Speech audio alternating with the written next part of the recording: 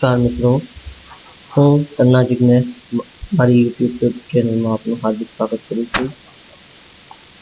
આજે હું તમારી સમક્ષ જીપીએસસી, ટેટ, ટાટ અને યુપીએસસી તેમજ આઈબીપીએસસી એક્ઝામ્સના સોલ્યુશન રજૂ કરવા જઈ રહ્યો છું.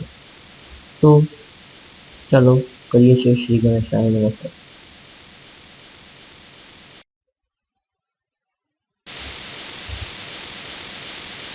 ટેટ, ટાટ, જીપીએસસી, આઈબીપીએસનું સોલ્યુશન અહીંયા તમને મળી જશે.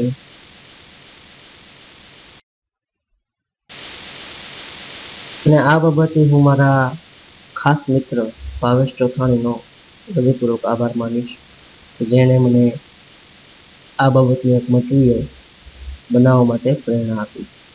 મિસ્ટર શ્રીમાન ભાવેશ ચોથાણીની બે વેબસાઇટ અત્યારે કાર્યરત છે આ બાબતે, જેની અહીંયા લિંક આપેલી છે gkexam.in અને edumaterials.in. તમે ત્યાં જઈને પણ લોગિન કરી શકો છો અને latest update, current job, latest job, future job વિશે વિસ્તૃત માહિતી મેળવી શકો છો. તો મિત્રો, આજે આપણે શરૂ કરીએ છીએ આપણી તૈયારીઓ.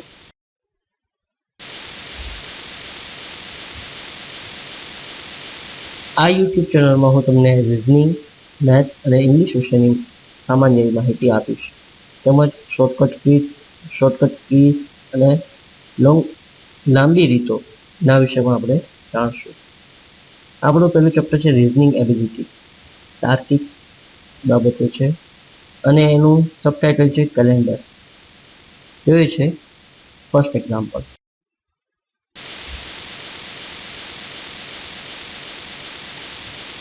એક્ઝામ્પલ 1. મિત્રો, ઘણીવાર એવો પ્રશ્ન પૂછાતો હોય છે કે જે તે દિવસે, જે તે તારીખે, કોઈ એક વર્ષમાં આ તારીખે કયો વાર હતો. તો એ શોધવા માટે અહીંયા આપણે બે રીતો જોશું.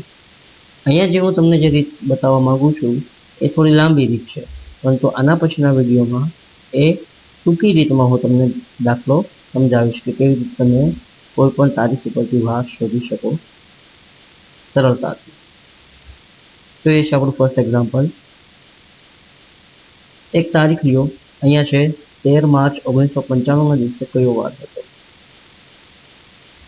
તો આપણે પહેલા તો શું કરશું, પૂર્ણ વર્ષ, પૂર્ણ માસ અને પૂર્ણ દિવસોનો લઈ લઈશું.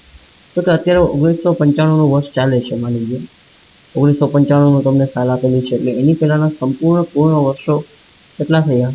1994 વર્ષો થયા. ઈસવીસનની શરૂઆત થઈ ત્યારથી 1994 વર્ષ પૂર્ણ થઈ ગયા. અત્યારે માર્ચ માસ ચાલે છે, માર્ચ મહિનો ચાલે છે. તો આની પહેલા પૂર્ણ માસ કેટલા હતા? તો જાન્યુઆરી અને ફેબ્રુઆરી. માર્ચની આપણે ગણતરી નથી કરવાની અત્યારે. તો 2 પૂર્ણ માસ છે. અને 13 તારીખ પહેલા પૂર્ણ દિવસો કેટલા થઈ ગયા? 13 તારીખને ગણવાની નથી, તો કે 12 દિવસ પૂર્ણ થઈ ગયા છે. તો હવે મિત્રો, 1994 વર્ષ, 2 માસ અને 12 દિવસ, આ આપણી પાસે માહિતી છે. હવે 1994 વર્ષ થયા કુલ, એમાં ઘણા વર્ષોના 366 દિવસ છે અને ઘણા વર્ષોના 365 દિવસ છે. જેમ કે આપણે સાદા વર્ષોને લીપ વર્ષને અલગ પાડશું. તો સાદા વર્ષોને લીપ વર્ષોથી અલગ પાડવા માટે શું કરવું પડે જોઈએ છે, તો કે 1994 ભાગ્યા 4, કારણ કે દર 4 વર્ષે એક લીપ વર્ષ આવે છે. તો આ ભાગાકાર કરશો, સામાન્ય ભાગાકાર છે, તો તમને જવાબ મળશે 498.5, એટલે કે 498.5. વાંધો નહીં. હવે આમાંથી આ 498 વર્ષ આપણે લઈશું. આ 498 છે એ લીપ વર્ષો છે. હવે 1994માંથી 498 લીપ વર્ષ હોય તો સાદા વર્ષો કેટલા? બાદબાકી કરીએ. 1994 કુલ વર્ષો ઓછા લીપ વર્ષો 498, તેમજ કુલ વર્ષો આવી ગયા, એટલે કે જે સાદા વર્ષો છે એ 1496, જે આપણા સાદા વર્ષો છે. તો હવે લીપ વર્ષો ગુણ્યા 366 અને સાદા વર્ષો ગુણ્યા 365 થશે. તો મેં તમને પહેલા જ કીધેલું હતું કે આ રીત થોડી લાંબી છે. આની શોર્ટકટ કી હું તમને આવતા વિડીયોમાં જરૂર આપીશ.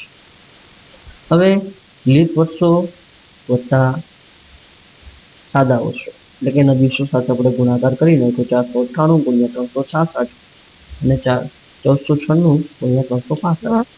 હવે આપણે જે આજે મહત્વની બાબત છે 2 માસ અને 12 દિવસને લેવાના છે, તો એની આપણે ગણતરી કરીએ. 2 માસ એટલે કે કયા કયા માસ? જો માર્ચ પહેલાના આપણે 2 માસ ગણેલા હતા, જાન્યુઆરી અને ફેબ્રુઆરી.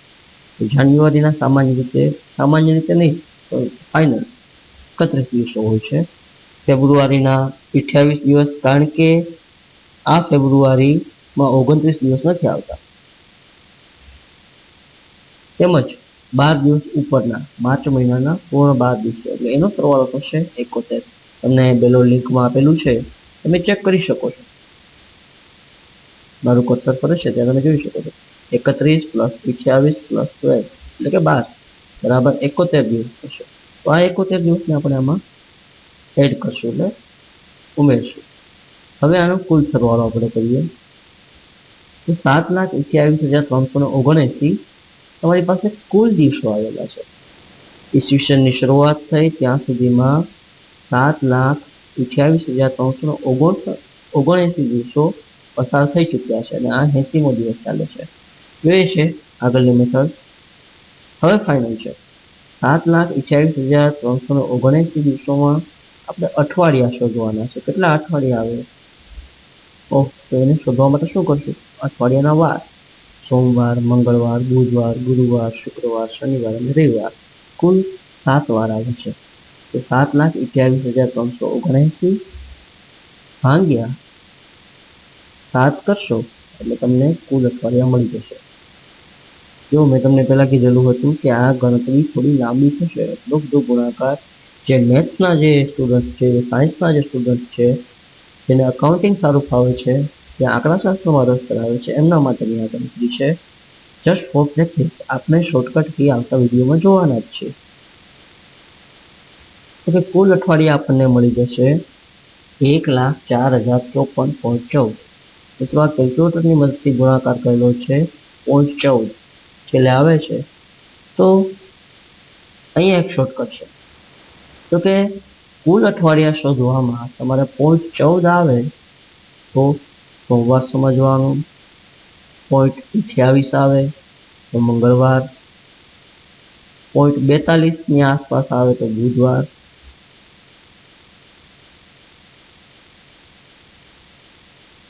અને 56ની આસપાસ આવે તો ગુરુવાર,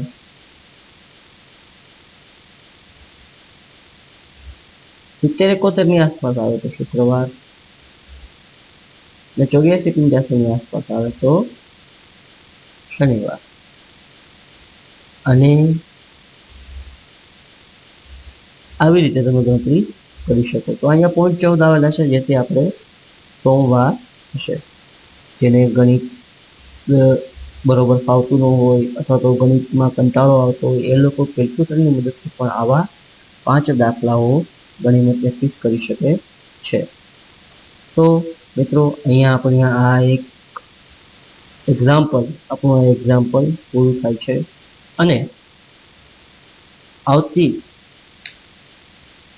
આવતા દિવસોમાં હું એક બીજો વિડીયો અપલોડ કરીશ કે જેમાં આ જ દાખલો હશે, આ જ એક્ઝામ્પલ હશે, પરંતુ એમાં ગણતરી ઓછી નહીવત હશે, જેમ બને એમ ઓછી.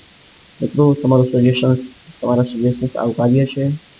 તમને આ વિડીયો કેવો લાગ્યો, આ મટીરિયલ કેવું લાગ્યું, પ્રેઝન્ટેશન તથા મારા વિશે કંઈ કહેવા માંગતા હોય તો નીચે મારું ઈમેલ આઈડી છે kanna.treat@gmail.com. Thank you very much.